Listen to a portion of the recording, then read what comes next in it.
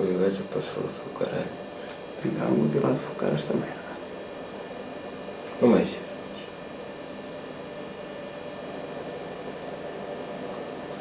Qual é que foi o problema agora? Tira o rato daí, mas é. Sem rato, está tudo fodido, queres ver? Só para as... I had just finished my usual morning routine of nude fungercise, fired up the Barcalounger, grabbed a quick bite to eat, and prepared to watch some serious tubes. Little did I know, my snack was sent by Rez.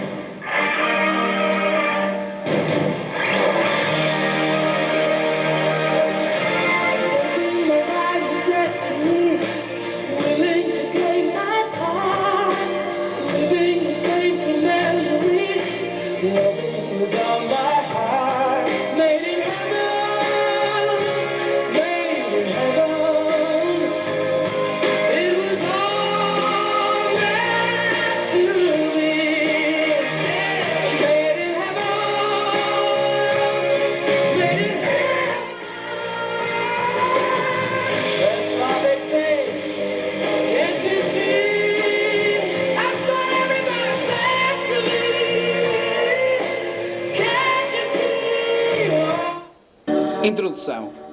Uma perspectiva evolutiva. A continuidade das estruturas orgânicas que constituem todos os organismos vivos é assegurada por processos de obtenção de energia. Sem o fornecimento de energia, a organização molecular em que consiste a vida sofre entropia. Assim, existem vários processos de obtenção de energia no mundo vivo: a fotossíntese, a fermentação e a respiração. No caso dos seres vivos heterotróficos, que só retiram energia através da degradação de compostos orgânicos, restam-lhes apenas as duas últimas, sendo a respiração a mais eficaz e, portanto, também aquela que pode suportar níveis de complexidade superior. Na respiração, são degradadas moléculas orgânicas, glicose, fazendo-as reagir com oxigênio, sendo, portanto, fundamental a disponibilidade deste para que este processo se realize. Let the rhythm be your guiding light.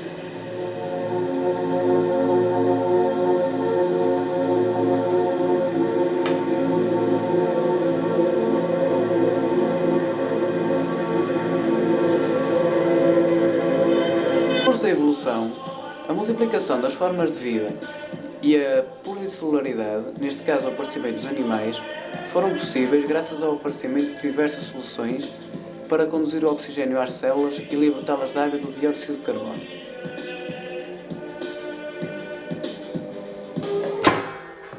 Surge assim o aparelho respiratório.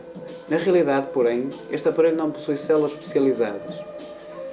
Não existem células respiratórias, pois todas as células de um organismo respiram autonomamente e com maior ou menor intensidade, segundo a sua função.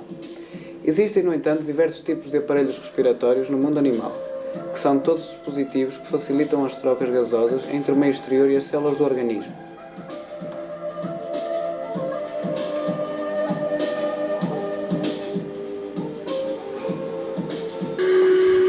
Estes mecanismos de troca dependem não só do meio onde vivem os animais e do seu tamanho, ou mais precisamente do número das suas células e do seu grau de especialização, mas também do seu ritmo de atividade, isto é, da sua necessidade. No meio aquático, onde se originou a vida, o oxigênio dissolvido passa da água do meio exterior à água constituinte do organismo, que pode representar até 90% da massa de um animal como a medusa. Para estes animais, que possuem uma enorme superfície de contacto com a água em relação ao seu volume e para animais de pequeno volume ou relativamente passivos, um fenómeno de difusão direta poderá ser suficiente.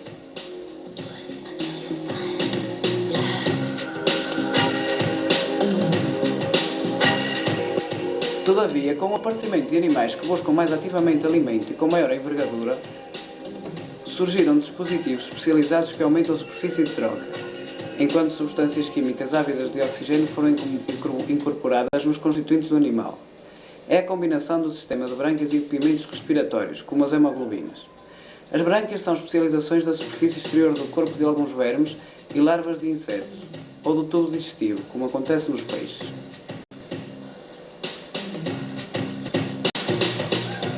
A conquista do meio terrestre pelos invertebrados e, subsequentemente, pelos vertebrados, anfíbios são insetívoros, alterou os dados do problema. O oxigênio do ar exterior deve ser captado e dissolvido nos líquidos do organismo. Dado que a quantidade de oxigênio por unidade de volume é maior no ar do que na água, os animais terrestres estão, em princípio, em condições mais favoráveis do que os animais aquáticos. No entanto, para que as trocas aconteçam com eficácia, é necessário que as respiratórias sejam igualmente puras. Precisam ainda de fazer chegar o ar até às células. Em numerosos artrópodes, uma rede ramificada de canalizações, as traqueias, parte de abertura de estigmas situadas à superfície do corpo e atinge o interior das células. Os movimentos do corpo asseguram a ventilação.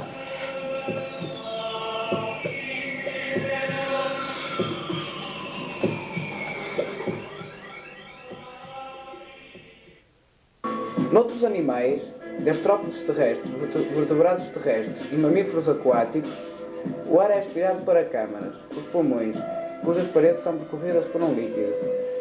As trocas efetuam-se através da parede entre o ar e o líquido transportador, que é distribuído às células por uma bomba e volta depois ao pulmão. Existem na natureza inúmeros casos intermediários.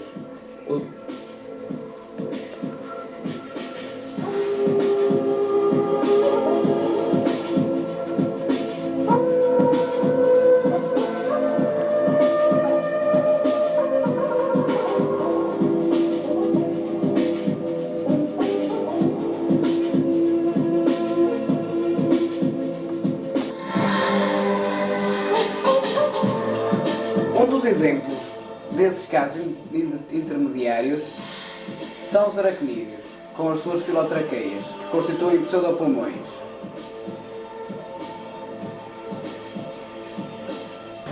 A existência destes casos intermediários e também uma grande diversidade de substâncias químicas capazes de captar o oxigênio provam que o tipo de respiração constitui um importante fator biológico durante a evolução.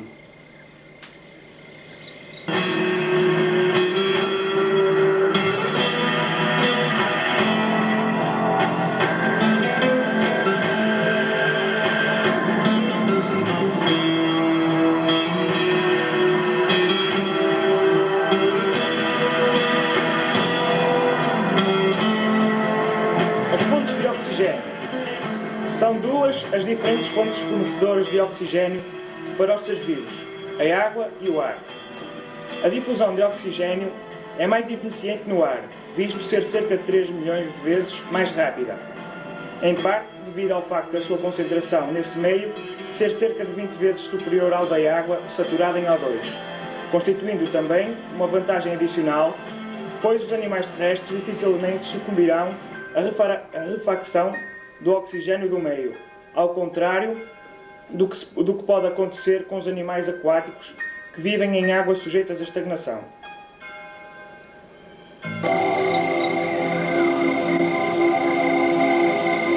Mecanismo das trocas gasosas. O movimento do oxigênio do meio exterior para o interior das células e o movimento no sentido inverso do dióxido de carbono e vapor de água devem-se fundamentalmente, exclusivamente na ausência de pigmentos respiratórios, a forças de pressão que têm origem nas diferenças da concentração desses gases existentes entre o meio externo e o meio intracelular. Assim, o oxigênio passa do meio externo para as células, porque a sua concentração no meio externo é muito superior, devendo-se, da mesma forma, o trajeto em sentido contrário dos gases produzidos na respiração celular, dióxido de carbono e vapor de ar, ao facto e a sua concentração no exterior ser muito reduzida quando comparada à do interior das células. A este processo de entrada ou saída de gases, de acordo com o seu gradiente de concentração, dá-se o nome de difusão ou difusão simples.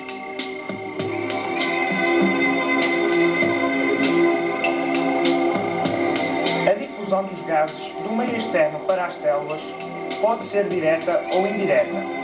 Diz-se que é direta quando a própria superfície respiratória está em contacto com as células ou é formada por elas. É indireta quando há um fluido especializado no transporte dos gases respiratórios. Neste caso, as trocas gasosas ao nível das superfícies respiratórias designam-se por hematose.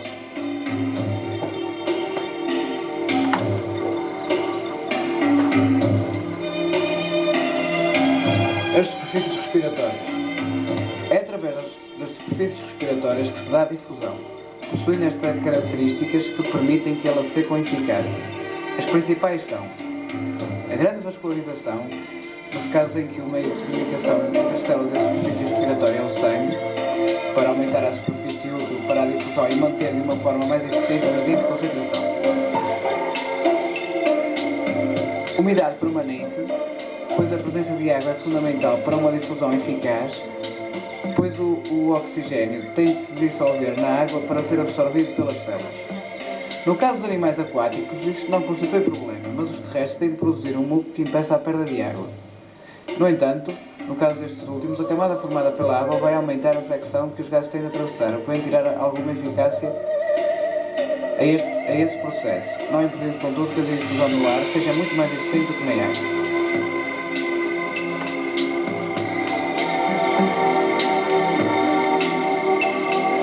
A camada lipídica que recobre as superfícies respiratórias dos animais terrestres evita ao mesmo tempo que as enormes perdas de água do organismo do ser vivo por evaporação que aconteceriam nessas superfícies caso ela não existisse. Permeabilidade. A camada de células que as constitui tem de ser pouco espessa. A sua espessura varia entre 0,5 a 5 microns.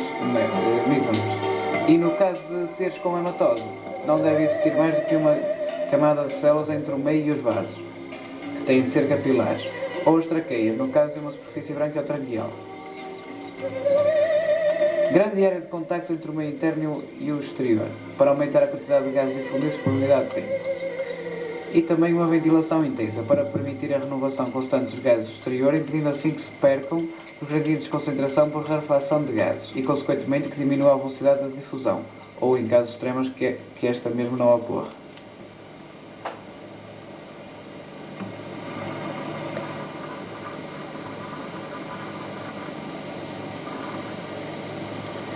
Tipos de superfícies respiratórias. Existe a superfície corporal, onde pode ocorrer difusão direta ou hematose, neste caso cutânea. A primeira ocorre em espongiários, selenterados, patelmites e nematelmites. A segunda ocorre em anfíbios, anelídeos e alguns peixes. A superfície traqueal, onde ocorre difusão direta entre o ar que penetra nos espiráculos e as células e surgem artrópodes terrestres. A superfície filotraqueal, onde ocorre a hematose filotraqueal, sendo, portanto, a difusão de gases do exterior para as células indireta. Assim, os gases passam da superfície para vasos muito pequenos e delgados que se encontram nas filotraqueias. A superfície branquial, com difusão indireta através do sangue entre a água e as células. Verifica-se em crustáceos aquáticos, peixes, larvas de anfíbios e mesmo no anfíbio adulto, o proteus.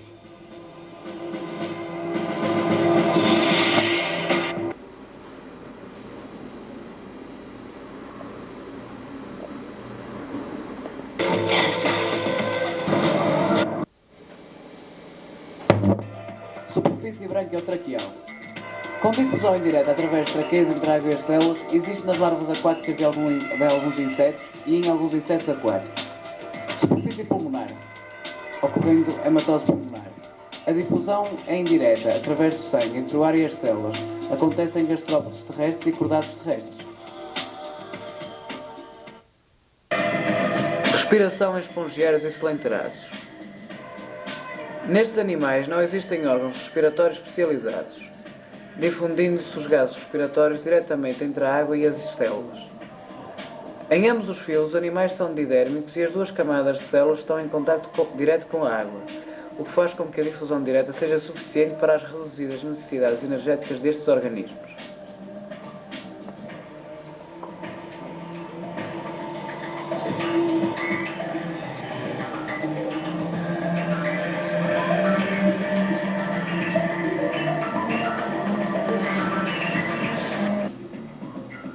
No caso das esponjas, a epiderme está em contacto com a água do meio exterior e a endoderme, constituída por coanócitos, com a água que se encontra no espongiocélio.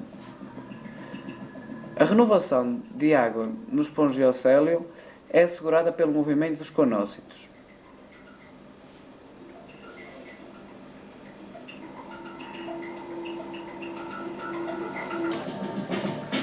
No caso dos cilindráceos, a epiderme está em contacto permanente com a água do meio e as células da gastroderme com a água da cavidade gastrovascular.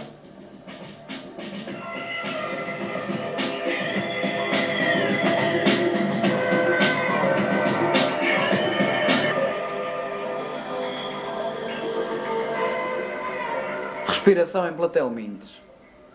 Nos platelmintes também não existem órgãos respiratórios diferenciados e a difusão é também direta. Apesar de ser um animal tridérmico, a troca de gás efetua-se através da superfície corporal, podendo todas as células contactar facilmente com o meio externo porque, como o seu corpo é pouco espesso, mesmo as células mais interiores não estão muito distanciadas dele.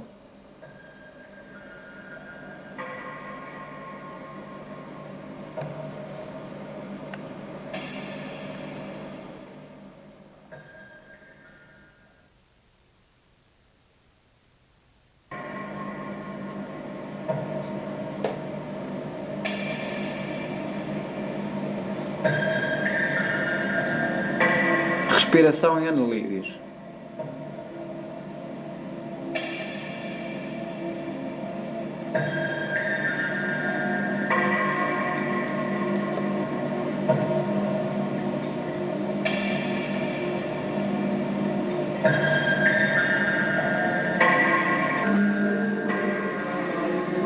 Nestes animais que já possuem um sistema circulatório capaz de assegurar um transporte de gases respiratórios de e para as células, a difusão é, portanto, indireta, ocorrendo ao nível da superfície corporal, hematose cutânea, em que se dá o transporte de gases entre o exterior e os capilares através da epiderme, que constitui a superfície respiratória. Assim, existe uma densa rede de vasos capilares sobre a epiderme. A pele dos anelídeos terrestres tem ao mesmo tempo como característica o possuir glândulas produtoras de muco que asseguram a hidratação necessária para que se deem as trocas gasosas. O oxigênio difunde-se então do ar para as ânsias dos capilares, onde se combina com a hemoglobina dissolvida no plasma. O dióxido de carbono só parcialmente é libertado através da epiderme. Grande parte desse gás combina-se com o íon cálcio++, formando carbonato de cálcio, insolúvel, que, depois de se acumular em glândulas calcárias, é utilizado durante a digestão para neutralizar a acidez de alguns alimentos.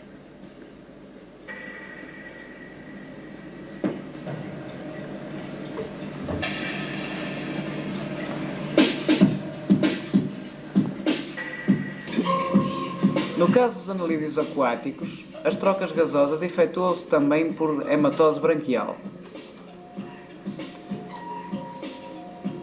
Assim, os anelídeos são, então, animais que possuem já sistema respiratório, tendo já órgãos diferenciados, que são a pele e as brânquias.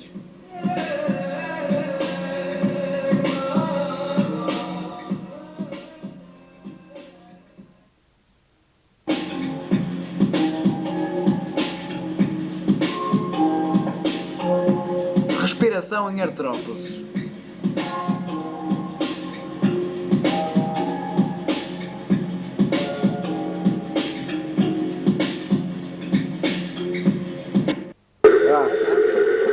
Classe insecta.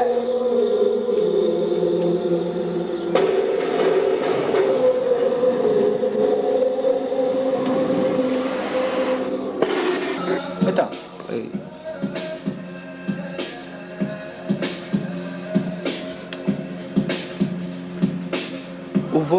significa grande dispêndio de energia.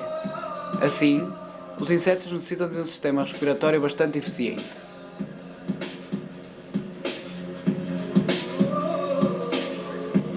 Tá.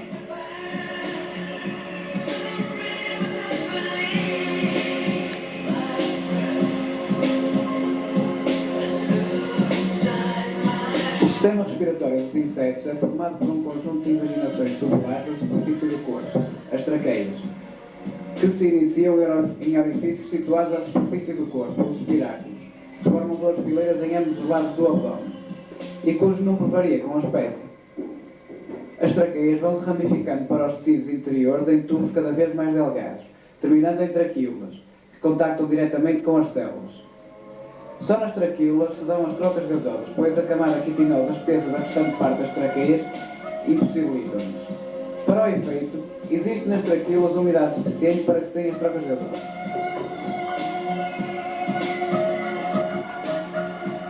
Alguns insetos podem ter sacos de ar que se localizam no abdômen, que, além de diminuírem a relação peso-superfície ventral, sendo assim úteis ao voo, abastecem os músculos onde é maior o dispêndio de energia e, consequentemente, maior o consumo de oxigênio, nomeadamente os músculos do tórax, que são os responsáveis pelo movimento das asas.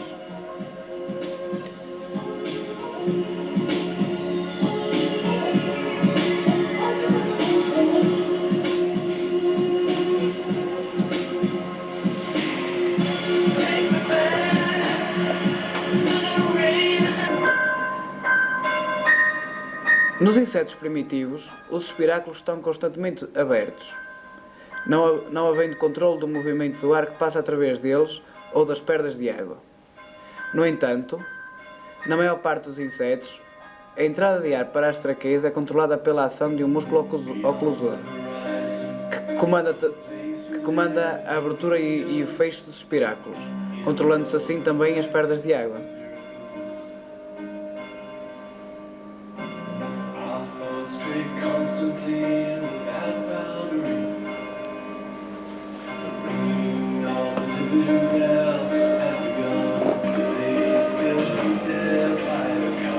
O oxigênio difunde-se diretamente das traquíolas para as células, sem intervenção de um sistema de transporte, não sendo por isso utilizado o sistema circulatório.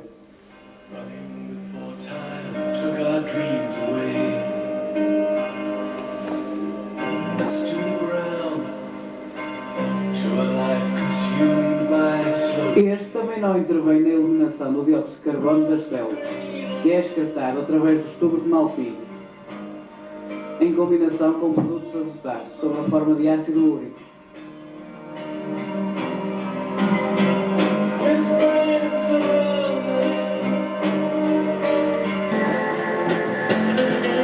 O facto de não haver intervenção de um sistema circulatório na respiração é talvez um importante fator limitativo do tamanho dos insetos.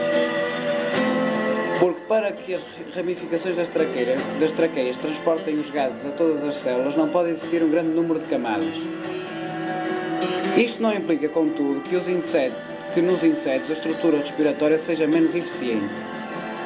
Com efeito, como o oxigênio e o dióxido de carbono se difundem no ar muito mais rapidamente do que nos líquidos, como a água ou o sangue, a respiração por traqueias, ao permitir a difusão direta dos gases respiratórios entre o ar e os tecidos sem intervenção de um líquido transportador, asseguram uma grande velocidade nas trocas gasosas.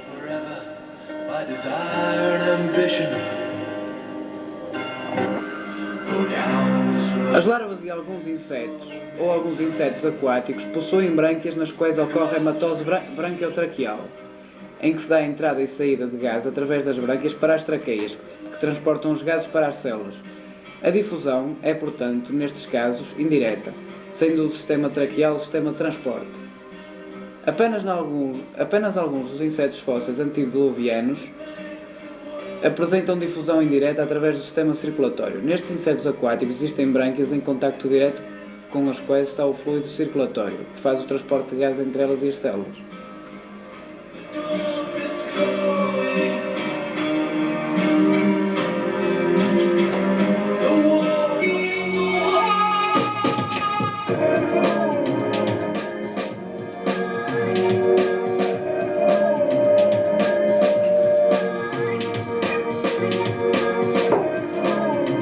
aracnídea. As trocas gasosas nos aracnídeos ocorrem em traqueias, tal como nos insetos, e/ou em filotraqueias, também chamadas pulmões, onde ocorre a hematose filotraqueal.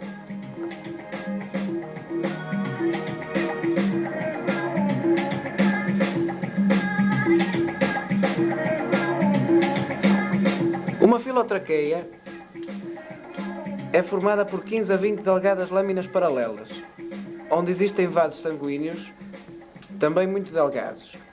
O ar entra em cada filotraqueia por um orifício abdominal e circula entre as lâminas, nas quais passa para os vasos sanguíneos que transportam os gases para as células. A difusão é, portanto, indireta, sendo o sistema de transporte o circulatório.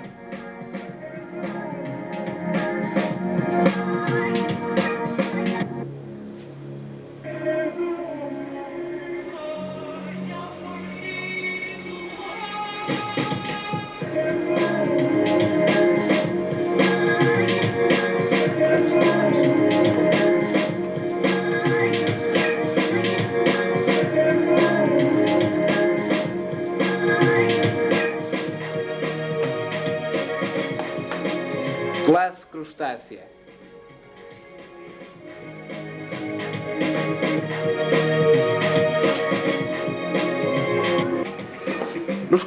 Nos crustáceos pequenos, as trocas gasosas ocorrem nas áreas finas da cutícula, por hematose cutânea. Mas a maior parte dos crustáceos aquáticos apresenta hematose branquial, ao nível das brânquias. A difusão é, portanto, indireta, sendo o fluido circulatório responsável pelo transporte dos gases. Por este motivo, o sistema circulatório é mais evoluído que nos restantes artrópodes, com o coração individualizado e mais do que um vaso longitudinal.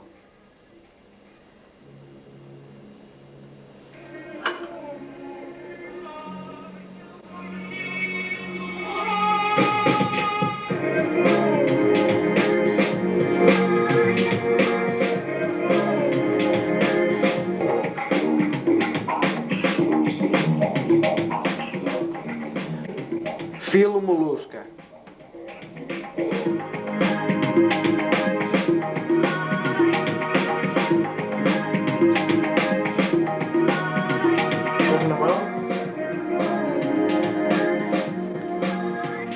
Classe gastrópoda.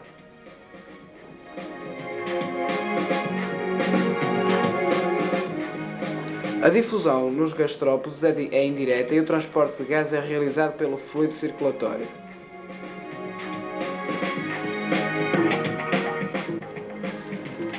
Os gastrópodes aquáticos possuem brânquias na cavidade paleal, ao nível das quais se dão as trocas gasosas por hematose branquial. Os terrestres possuem um pseudopulmão que consiste num manto muito vascularizado que reveste a cavidade paleal, que comunica com o exterior através de um orifício respiratório.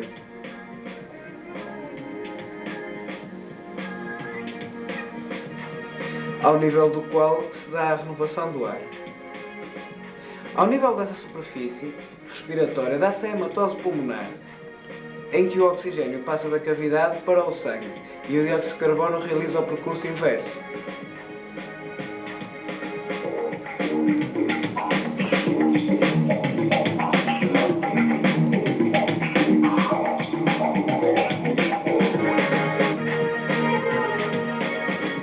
Classes biválvea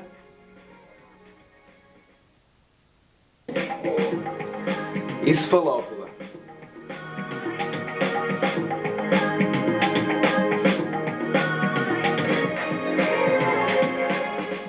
A difusão de gases é indireta com a intervenção do fluido circulatório e as trocas dão-se ao nível de brânquias, por hematose branquial. Aqui as brânquias dos bivalves, aqui as brânquias dos cefalópodes, no interior da cavidade paleal.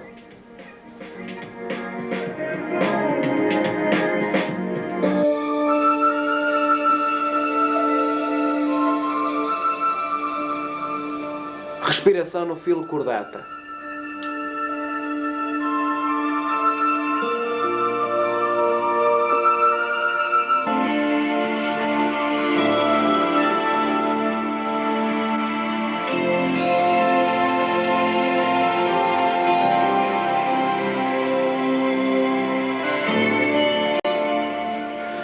Respiração em peixe.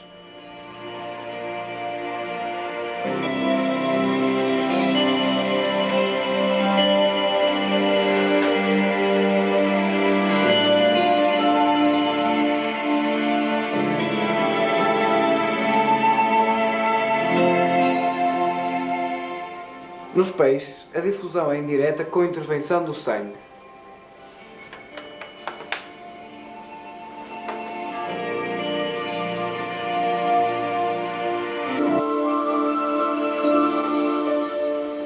A superfície respiratória dos peixes é constituída pelas brânquias, que são originadas por invaginações da superfície corporal e ao nível das quais se dá a hematose branquial.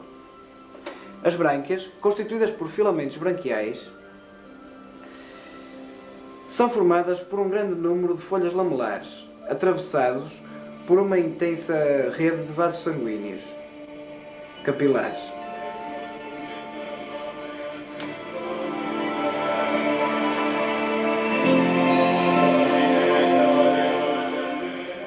Para facilitar as trocas gasosas, é necessário que existam paredes extremamente finas nos capilares e nos filamentos.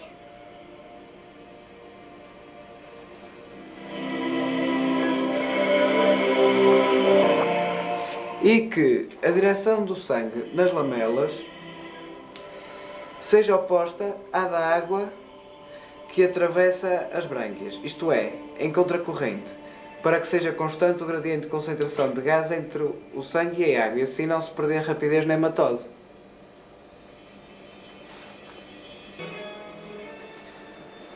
A figura mostra como no mecanismo da contracorrente o gradiente é constante e neste caso igual a 10%. Isto acontece porque se o oxigênio vai passando da água para o sangue, a água que sai das brânquias é a que tem menor concentração de oxigênio, passando-se o contrário com o sangue. Assim, se a água que sai estiver em contacto com o sangue que entra na brânquia,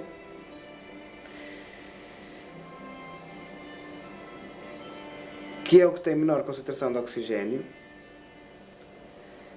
e a que entra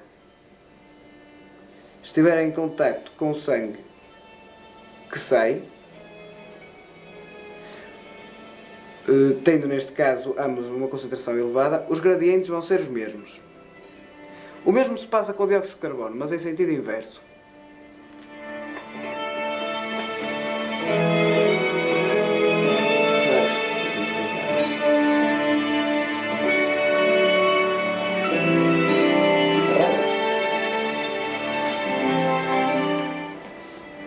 Como a água contém muito pouco oxigênio, a ventilação de um aparelho respiratório a extrair oxigênio da água tem que ser muito intensa e, por isso, muito dispendiosa do ponto de vista energético, o que faz com que, apesar de a captação de oxigênio ser muito eficaz, estes animais gastem 25% da sua energia disponível na respiração.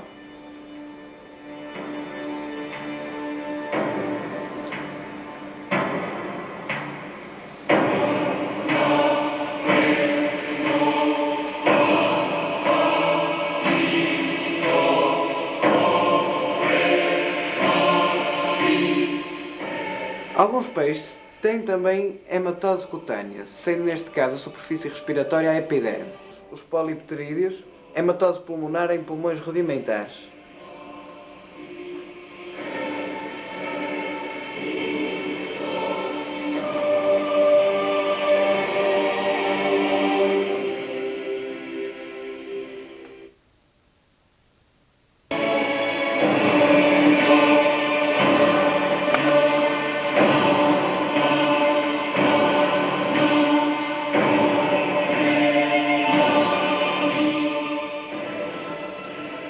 Classe Chondrichthyes.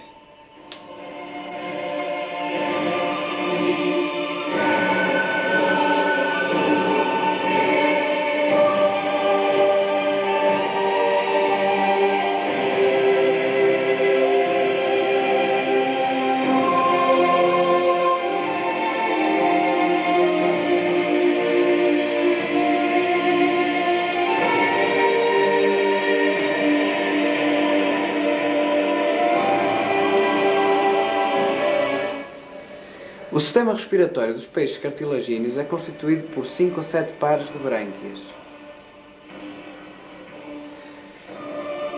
com fendas branquiais externas independentes,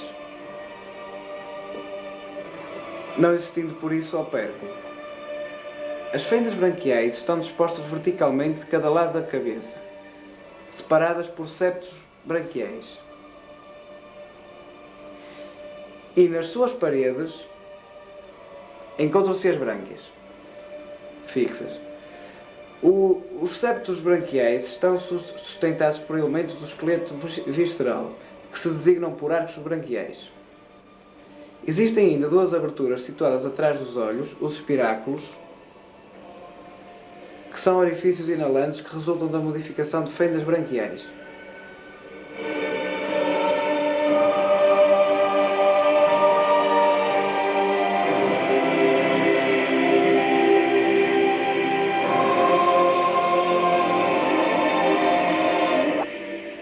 A ventilação é efetuada por músculos poderosos que fazem com que a água entre pela boca e pelos espiráculos e que saia pelas fendas branquiais. Processa-se do seguinte modo: as cavidades bucal e interior às brânquias dilatam-se, criando uma depressão que faz o ar entrar pela boca e pelos espiráculos. Depois, a boca e os espiráculos fecham, a cavidade diminui de volume, comprimindo a água e fazendo com que esta saia pelas fendas branquiais, passando assim pelas brânquias. Algumas raias não absorvem água pela boca, pois que, sendo habitantes dos fundos, engoliriam lamas e detritos. Nestes casos, a água entra-lhes apenas pelos espiráculos do dorso e sai pelas brânquias ventrais.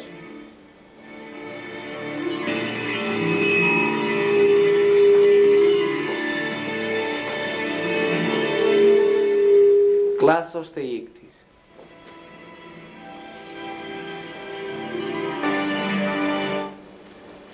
Os peixes ósseos têm 4 pares de brânquias, distribuídas por 2 compartimentos branquiais, um de cada lado da faringe, encontrando-se protegidas por uma lâmina óssea em cada compartimento, denominada opérculo. Cada brânquia é suportada por um arco branquial cartilagíneo, onde se insere a dupla fiada de filamentos branquiais. Os arcos cartilagíneos formam um canal onde se encontram os vasos sanguíneos. A regressão completa dos septos branquiais contribuiu para que as brânquias se tornassem lamelares, moles, bífidas e se fixassem aos arcos branquiais, e a formação do opérculo que as protege constitui uma evolução em relação aos condríctios e aos ciclóstomos.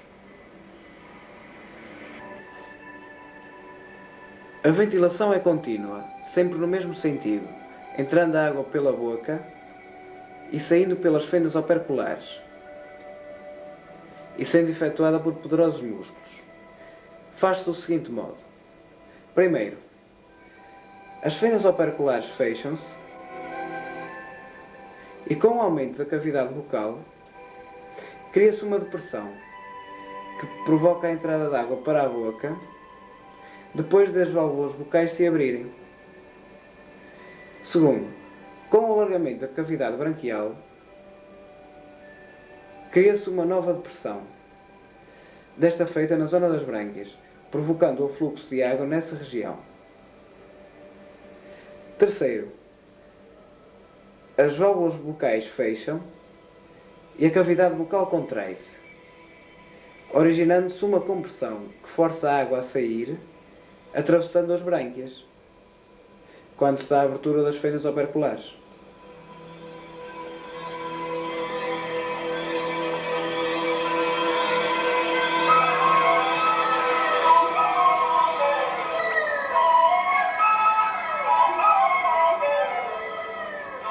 Muitos peixes ósseos atuais possuem um órgão com função hidrostática, a bexiga natatória,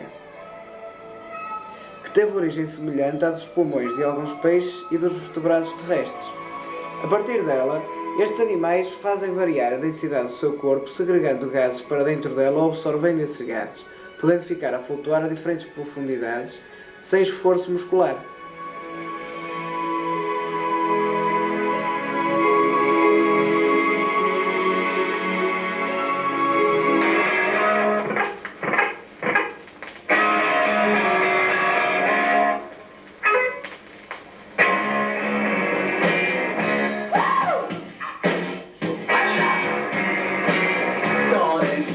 To let me know,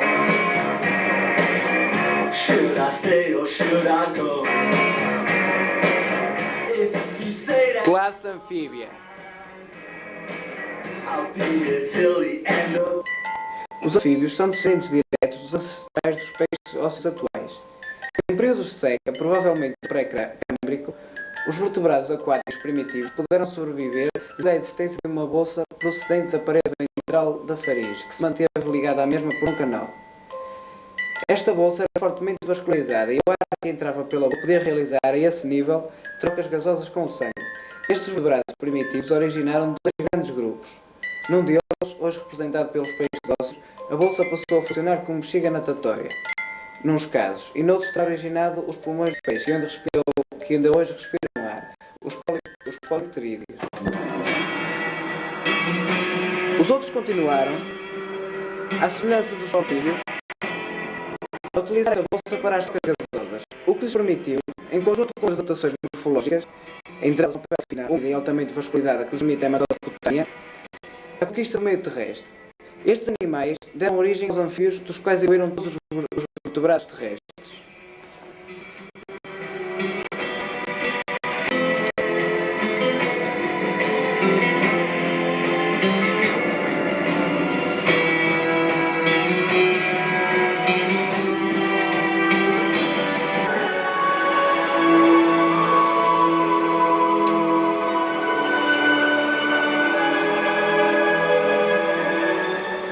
Na classe anfíbia existem 4 tipos de superfícies respiratórias: a pele, a superfície branquial, a superfície pulmonar e a superfície bucofaríngea. Na pele, os pulmões e cavidade bucofaríngea é produzido um muco que protege a superfície respiratória da dessecação. Na pele dá-se hematose cutânea, difundindo-se os gases respiratórios entre o ar e vasos sanguíneos através dela.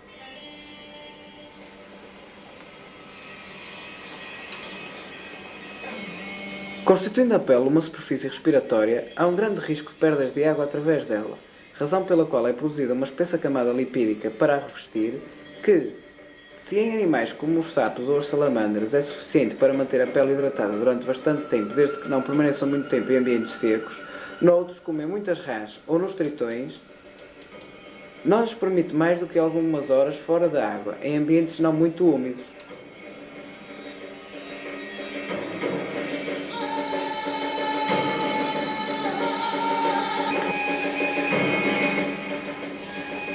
As brânquias apresentam-se em todas as larvas de anfíbios e também em anfíbios adultos, como o proteu. Estas podem ser internas, como no caso dos girinos de rãs e sapos, ou externas, que é o caso dos girinos de tritões e salamandras.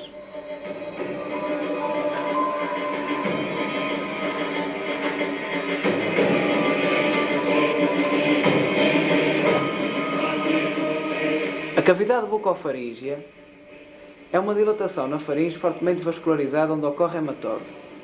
A ventilação nesta zona é efetuada por bombagem bucal e movimentos musculares abdominais, o mesmo acontecendo com a ventilação pulmonar, visto não existirem diafragma nem caixa torácica com costelas. Este mecanismo é auxiliado pela existência de válvulas nas narinas e na glote.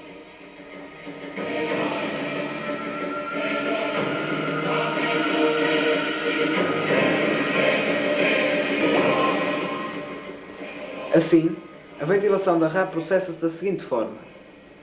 Primeiro, as narinas abrem e, por dilatação da cavidade bucofaríngea, gera-se uma depressão nessa zona e o ar entra para ela.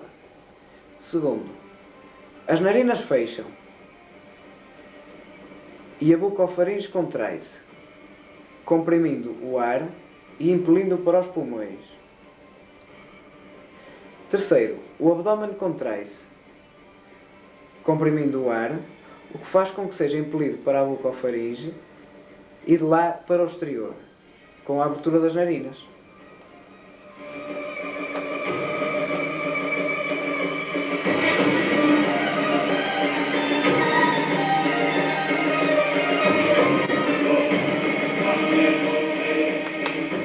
Os pulmões dos anfíbios só se encontram na fase adulta. Estes podem ser considerados estruturalmente formados ao contrário das brânquias.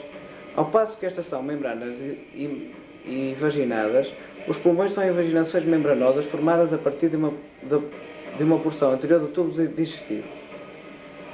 O primeiro esboço dos pulmões surge quando se formam dois pequenos gomos na parede ventral da faringe. Estas formações permanecem durante a metamorfose e, mais tarde, quando as brânquias regridem, tornam-se maiores e com cavidades limitadas por paredes membranosas. O canal que faz a ligação entre os sacos pulmonares e a faringe origina uma traqueia curta, a laringotraqueia, que se ramifica em dois pulmões que são pouco desenvolvidos e divididos ou alveolizados.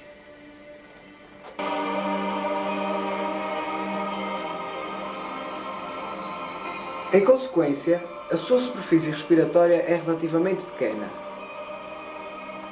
sendo cerca de 15 vezes inferior à do homem por cada mililitro de ar.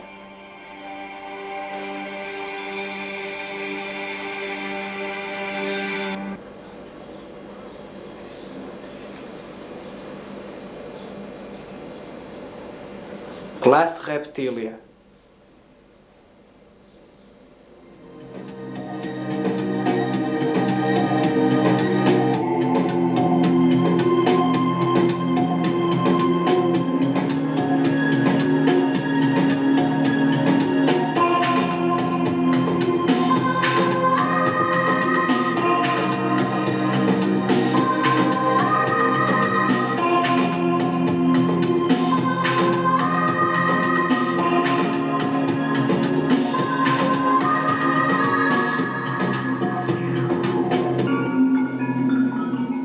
No caso dos répteis, e porque a sua pele é recoberta por um tecido escamoso, por isso impermeável ao ar, não há entrada de oxigênio através dela.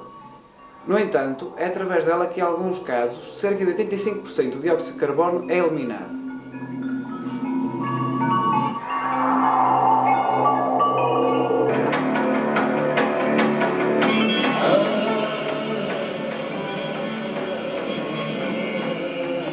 Assim, a superfície respiratória dos répteis é constituída essencialmente pelos pulmões, mais complexos do que os dos anfíbios, atingindo uma área maior em virtude da subdivisão em alvéolos.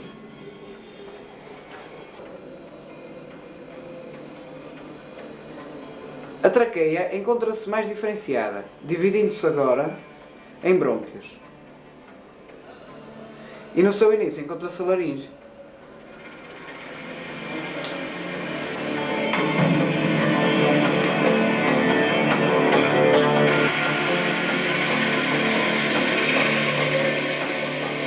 Embora não possuam diafragma, os répteis têm costelas, de modo que a ventilação pulmonar faz-se através de diferenças de pressão entre a cavidade torácica e o exterior. O movimento das costelas, que envolve os músculos de todo o corpo, faz alargar a cavidade torácica, reduzindo a pressão torácica a valores abaixo da pressão atmosférica, o que faz entrar o ar com oxigênio através das narinas. A expiração resulta do relaxamento dos músculos das costelas, visto a pressão no interior do pulmão passar a ser superior à do exterior.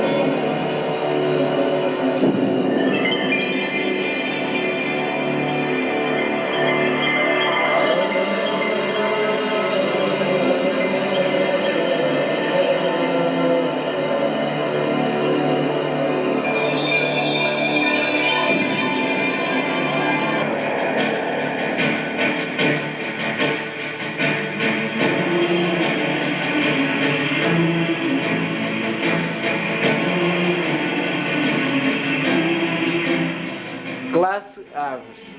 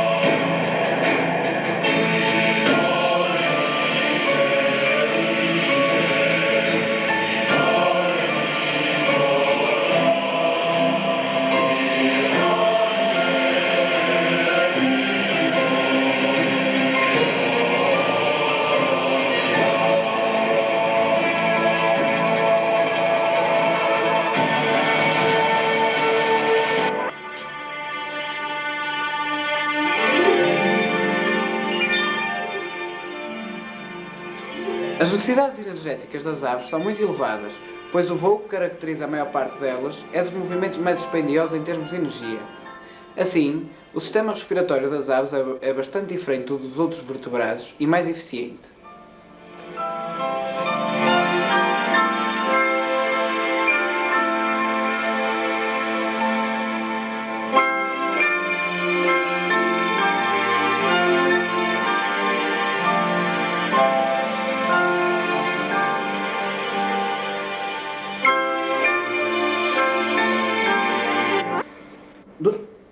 Possuem pulmões esponjosos e complexos, formados essencialmente por um conjunto de finos tubos, os parabrônquios.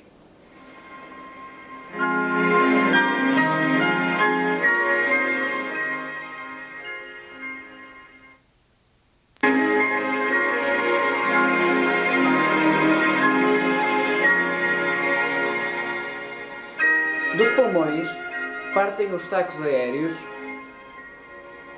que penetram nos ossos, comunicando com as cavidades pneumáticas que aí se encontram e na cavidade abdominal. As aves apresentam 3 pares de sacos aéreos posteriores e 2 pares anteriores. Se bem que nos sacos aéreos não ocorram trocas gasosas, estes têm um papel importante na ventilação, para além da sua importância no voo.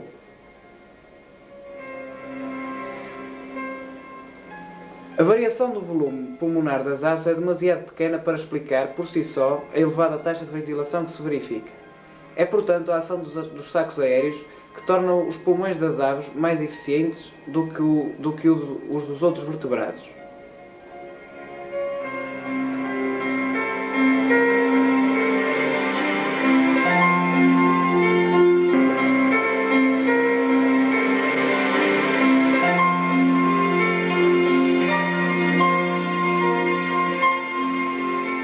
A ventilação envolve 2 inspirações e 2 expirações, processando-se do seguinte modo.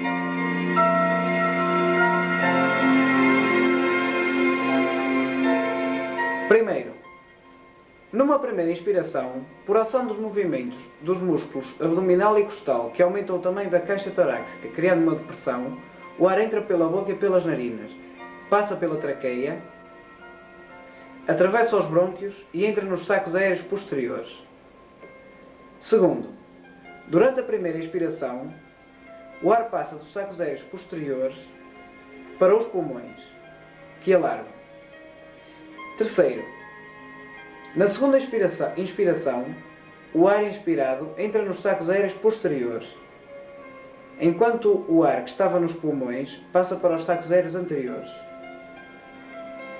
Quarto, na segunda expiração, o ar dos sacos anteriores é expelido para o exterior, enquanto que o ar dos sacos posteriores passa para os pulmões.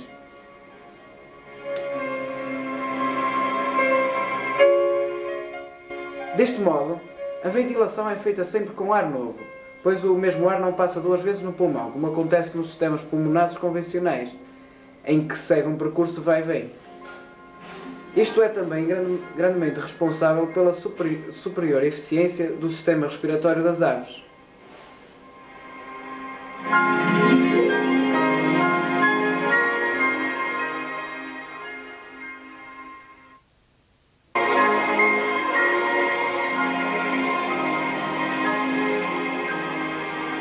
A hematose pulmonar nas aves dá-se a nível dos parabrônquios, que são finos canais abertos nas 2 extremidades.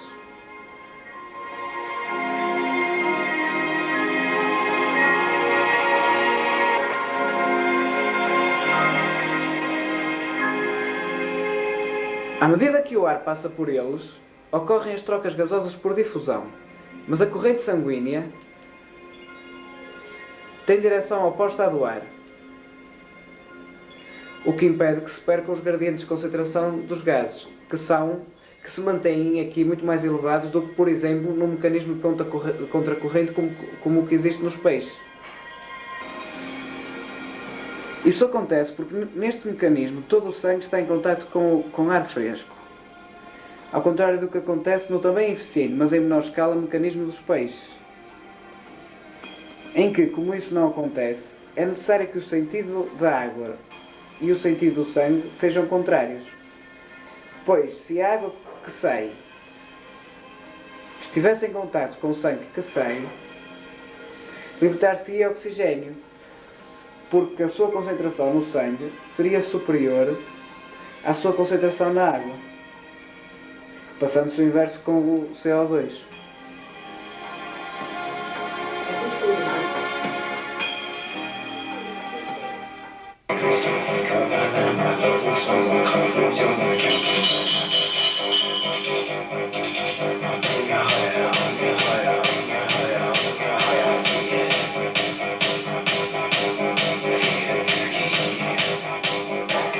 Classe Mamália.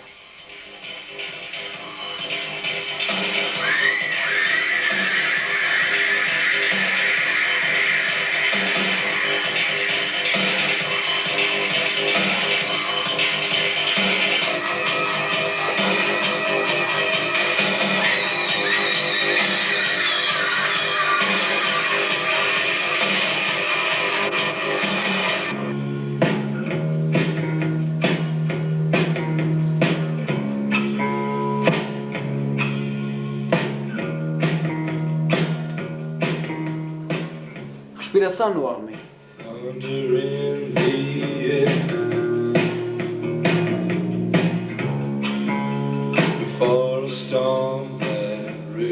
O sistema respiratório do homem é constituído pelas vias respiratórias e pelos pulmões.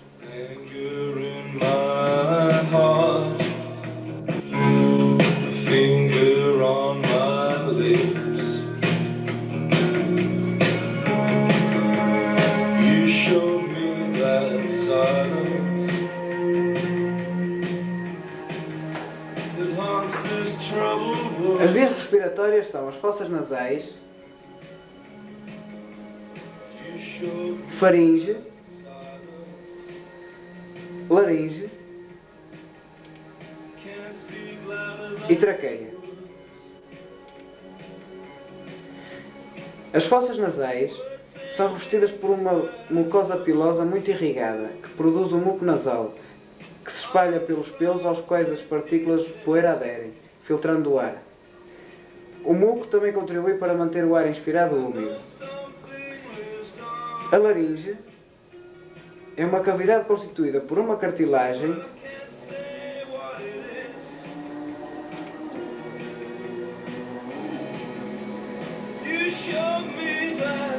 e músculos, que apresenta 2 cordas membranosas, as cordas vocais.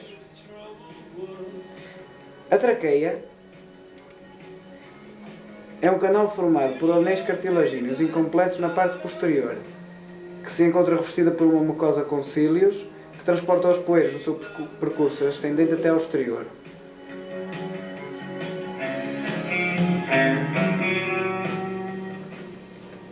A traqueia ramifica-se e origina os brônquios, esquerdo e direito, que se ramificam, originando canais mais finos, os bronquíolos. Estes terminam em pequenas expansões designadas alvéolos pulmonares, constituídos por epitélios com uma só camada de células, rodeada por numerosos capilares sanguíneos. O seu número elevado confere aos pulmões grande superfície de contacto com o meio interno, que no homem chega a atingir os 100 metros quadrados, o que torna a hematose mais eficiente.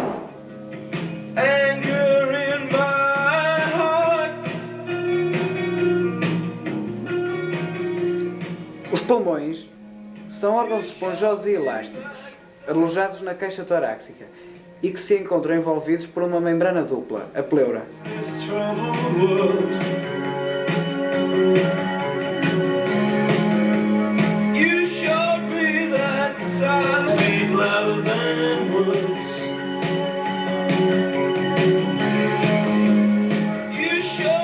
A ventilação pulmonar no homem.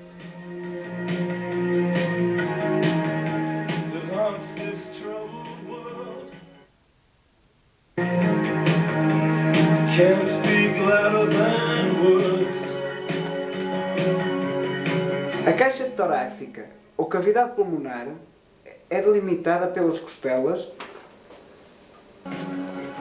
e músculos intercostais e pelo diafragma.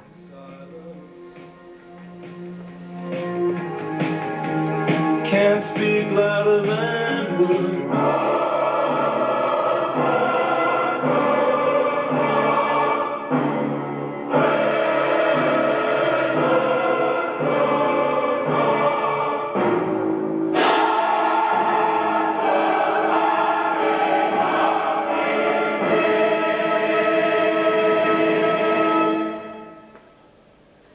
Na inspiração, os músculos intercostais contraem-se e o diafragma também por contração desce, aumentando assim o volume da caixa, o que faz diminuir a pressão no seu interior, provocando a entrada de ar para os pulmões. Na inspiração, o relaxamento dos músculos intercostais e do diafragma provoca a contração da caixa, aumentando a pressão no seu interior e fazendo com que o ar saia para o exterior.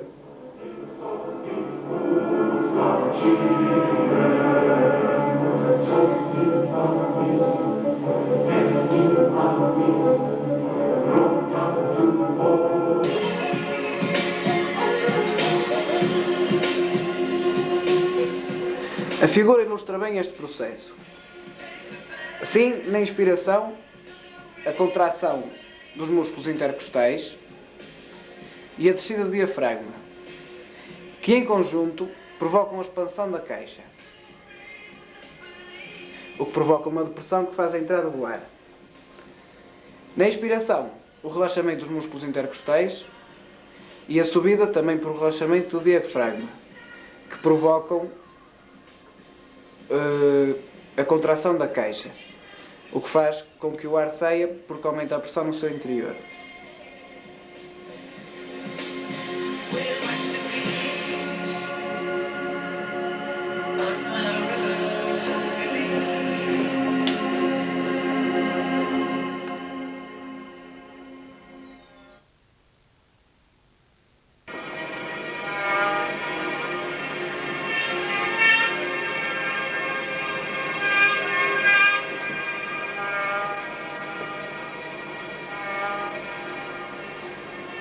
A intensidade dos movimentos respiratórios, nomeadamente a frequência da ventilação e a profundidade das inspirações, varia de acordo com as necessidades do organismo, procurando sempre manter constante a concentração dos gases respiratórios no sangue, independentemente do nível metabólico.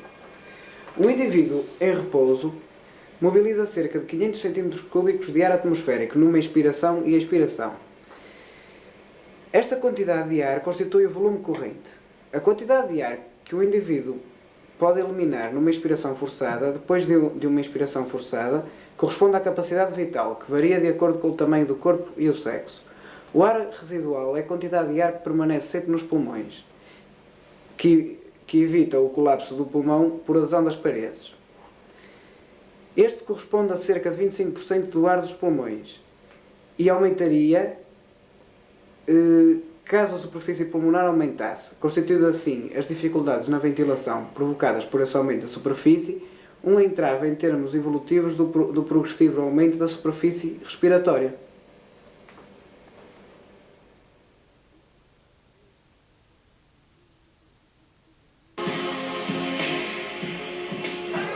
As trocas gasosas dão-se ao nível dos alvéolos por difusão, ocorrendo a hematose pulmonar.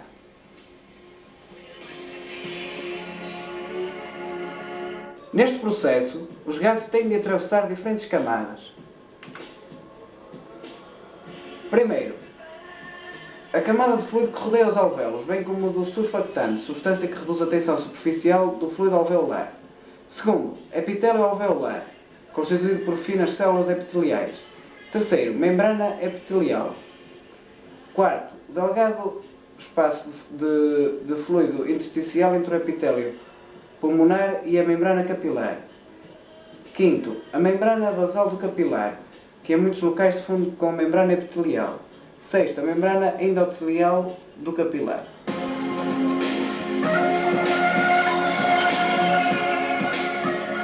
Apesar da existência de todas estas camadas, a espessura da superfície respiratória é, em média, apenas 0,5 microns.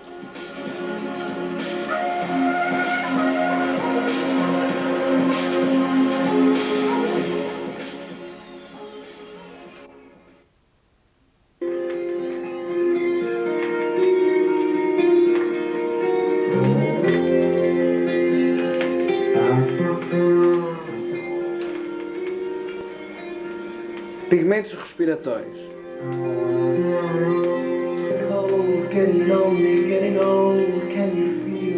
Os pigmentos respiratórios são complexos de proteínas e íons metálicos. A parte proteica é constituída por cadeias polipeptídicas e a metálica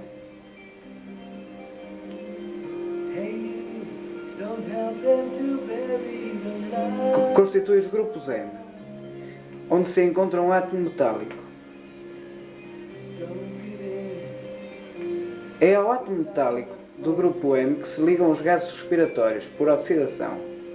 Existem vários tipos de pigmentos respiratórios. Nos organismos mais evoluídos, estes encontram-se em glóbulos, mas noutros encontram-se dispersos no plasma.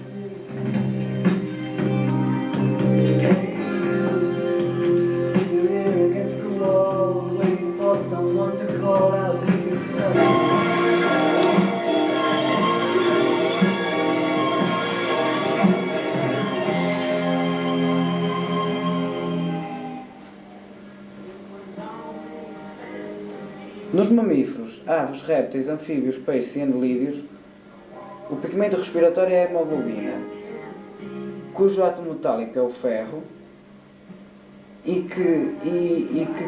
que cada um dos átomos de ferro se liga a uma molécula de oxigênio. Este encontra-se em glóbulos nos 5 primeiros e no plasma, no caso dos anelídeos. Nos moluscos, o pigmento respiratório é a hemocianina, cujo átomo metálico é o cobre e do qual são precisos 2 para se ligarem a uma molécula de oxigênio. Pode-se encontrar em glóbulos ou no plasma. Nos anelídeos também existe a hemoeritrina, cujo átomo metálico é o ferro e que também são precisos 2 desses átomos para se ligarem a uma molécula de oxigênio. Encontra-se em glóbulos. Também nestes mesmos animais se encontra a clorofluorina, cujo átomo metálico é o cobre, dos quais são precisos apenas um para cada molécula de oxigênio e que se encontra no plasma.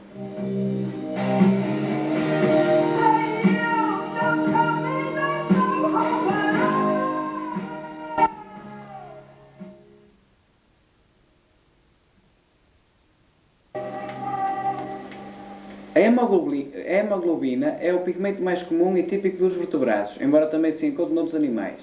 Nos invertebrados encontra-se dispersa no plasma, enquanto que nos vertebrados se encontra localizada em hemácias.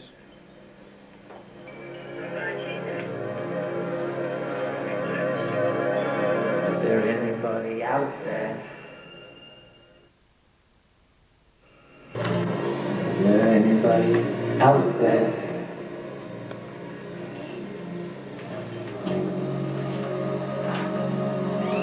A hemoglobina engloba um conjunto de compostos que têm em comum uma ferroporfirina no grupo M, ligado a uma parte proteica chamada globina. A hemoglobina humana possui 4 cadeias polipeptídicas, tendo cada uma destas 4 subunidades um grupo M, a cada um dos quais se liga um átomo de oxigênio, podendo assim cada molécula transportar 4 moléculas de oxigênio.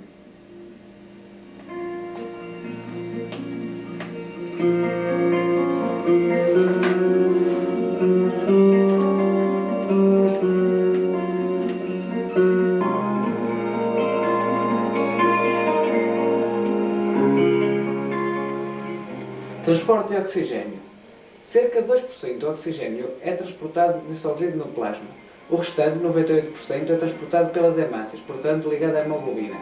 A hemoglobina tem uma grande afinidade com o oxigênio, formando a oxihemoglobina quando se liga com ele.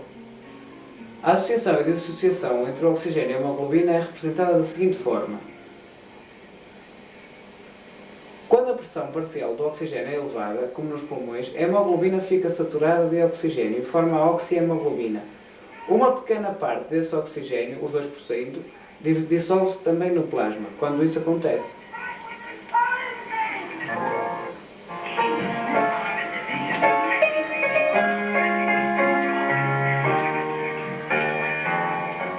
Quando a pressão parcial de oxigênio baixa, como nos tecidos, a hemoglobina liberta o oxigênio, ficando livre para transportar o CO2. As propriedades da hemoglobina podem ser reveladas pelas curvas de dissociação da hemoglobina.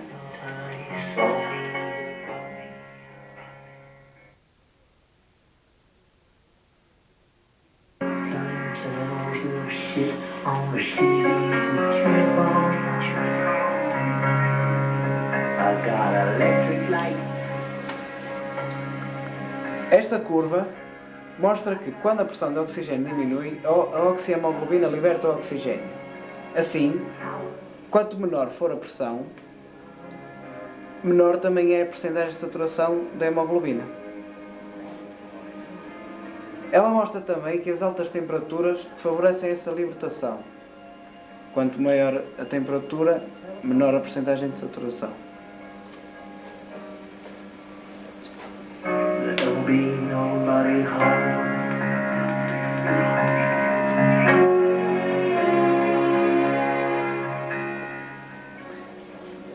Esta curva mostra como a elevada acidez favorece essa libertação. Assim, quanto maior for a acidez,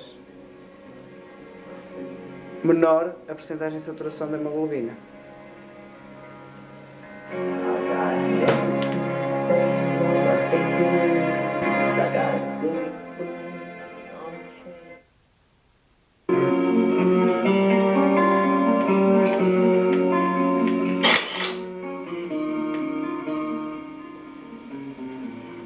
Os 2% que se encontram dissolvidos no plasma libertam-se também para as células, devido também à sua menor pressão parcial que aí existe.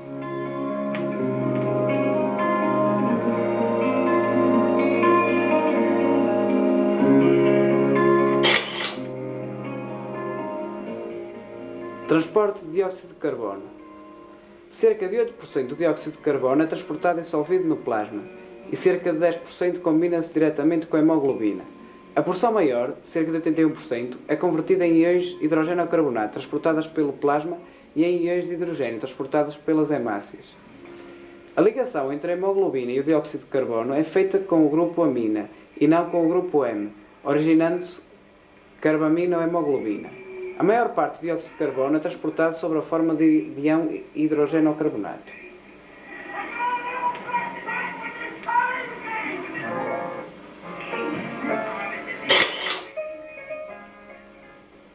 O dióxido de carbono, resultante da respiração celular, liberta-se dos tecidos, onde a sua concentração é maior, entra nos capilares e combina-se com a água, formando ácido carbónico, que se dissocia em íons de hidrogênio e íons de hidrogenocarbonato.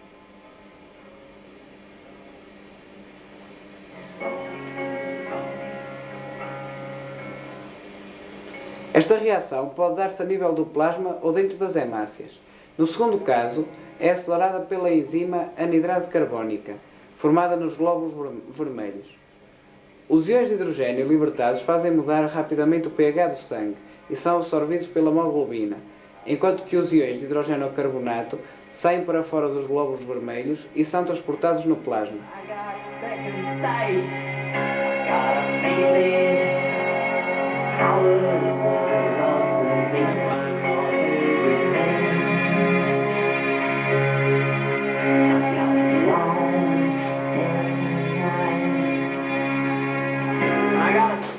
Quando o sangue entra nos capilares pulmonares, a maior parte do dióxido de carbono encontra-se sob a forma de íon hidrogênio carbonato, presente no plasma, e íon hidrogênio, presente nas hemácias. Estes gases são libertados numa reação em que se unem novamente, também acelerada pela anidrase carbónica.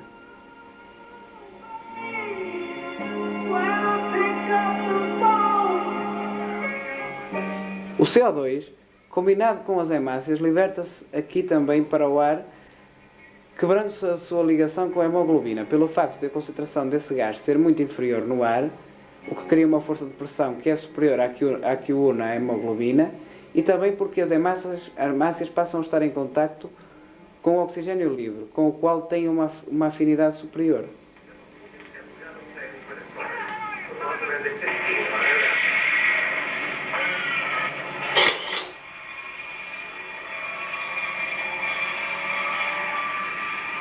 O que está dissolvido no plasma difunde-se também para o exterior, pelo facto de estar aí menos concentrado, tendo-se ficado a dever a sua dissolução no plasma igualmente ao facto de a sua pressão parcial nos tecidos ser superior, tal como também acontece nos restantes processos de transporte. Remember how she said that we would meet again some sunny day.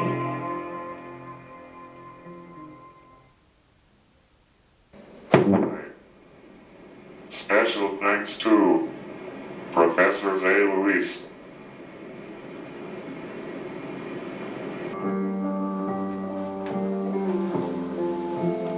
Wow, I'm sick of doubt. Live in the light of certain south cruel bindings. The serpents have the power. Dog men and their mean women pulling poor blankets over our sailors. I'm sick of dour faces staring at me from the TV tower.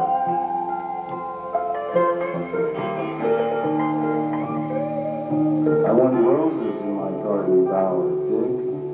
Royal babies, rubies must now replace aborted strangers in the mud. These mutants, blood meal for the plant that's plowed.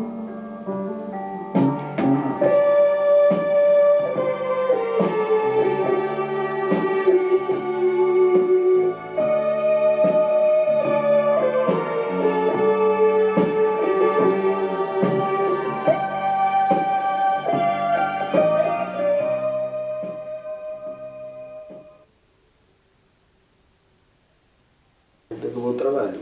Hã? Finalmente acabou o trabalho. Prontos.